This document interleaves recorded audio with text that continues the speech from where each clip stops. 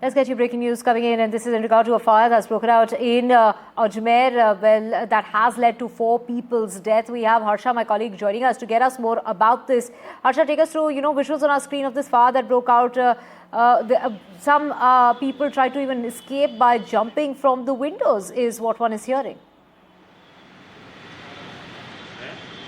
Yes, absolutely. In fact, we have those visuals right in front of us. This fire broke out in Hotel Naz.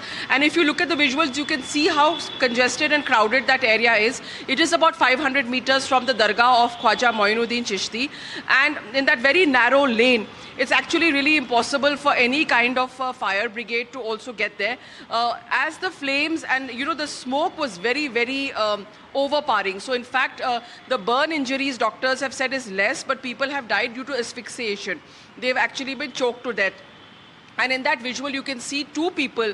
They tried to jump out of the building. Unfortunately, one of them died while the other one is being treated in hospital.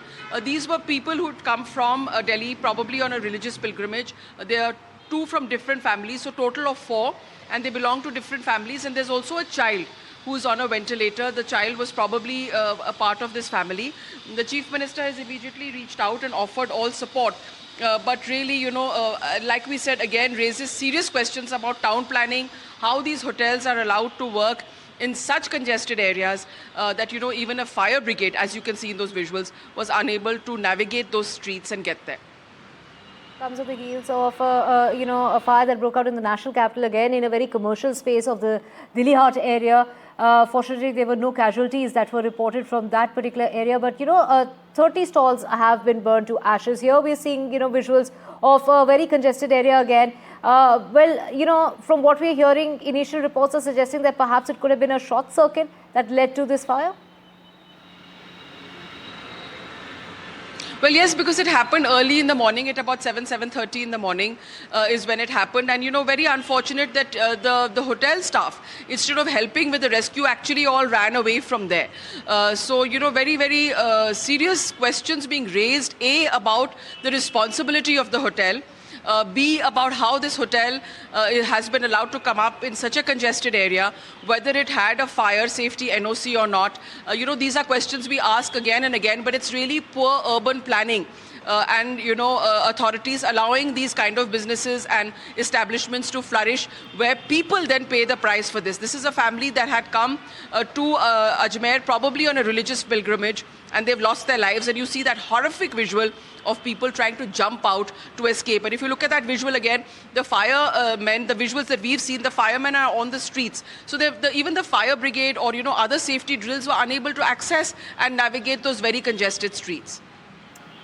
Right. Well, Harsha, of course, those visuals are raising a lot of concern and a lot of questions in regard to the safety norms. And that is what we've seen, another hotel in Kolkata on Tuesday in which a fire claimed 14 lives. And, a lot of questions are being raised by the fire department saying that there weren't enough fire exits. And of course, as you are talking about that very narrow lane, the very famous Dargah lane is extremely narrow and very, very commercial in its, it has a lot of commercial shops on both sides. Absolutely. You see, it's very clear. Any town planning or any urban, department gives permissions for commercial establishments only when the road is a certain breadth and length. So, the road has to be a certain width for a commercial establishment to be allowed to operate. The commercial establishment has to have parking. The commercial establishment has to have fire safety norms it has to follow. And, these permissions have to be in place before this kind of a construction is allowed. Now, clearly, the proliferation and the mushrooming of these kind of establishments, like you said, I think you've probably visited the Dargah. The kind of, in that area, the kind of proliferation of these establishments, the mushrooming of hotels which cater to tourists in small by-lanes, and also the shops which are literally slowly just encroaching on the road. So even the exit from that area is very, very narrow. And it really is a huge safety hazard.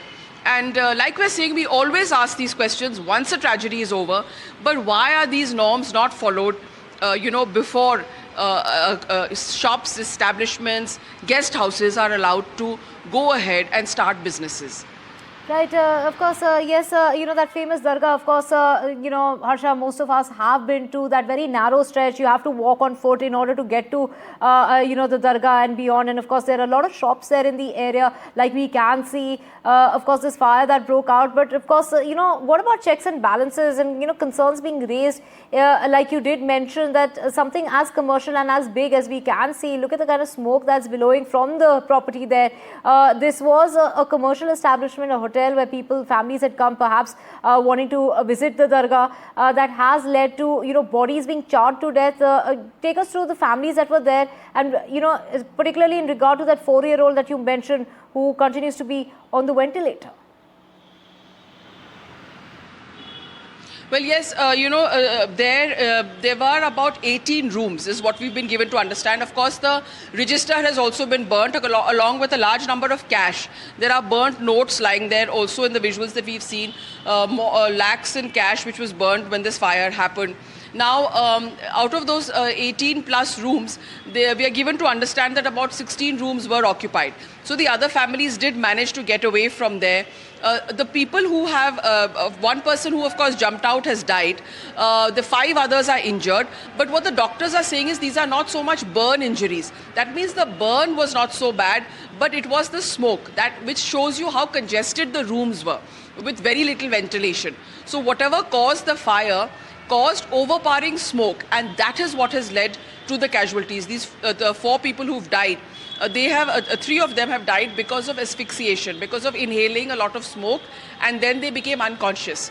So that's what's happened. This other child who's probably part of this family is also on a ventilator. Yes. Very similar to what happened in Kolkata on Tuesday. Out of those 14 people who died, 13 died of suffocation because of the smoke that they had inhaled, and 1 died because of trying to jump out of the window. So very similar situation here. But there, of course, the manager and the owner has now finally been arrested. They were on the run. What about the person responsible for this establishment? Have they nabbed in on the owner?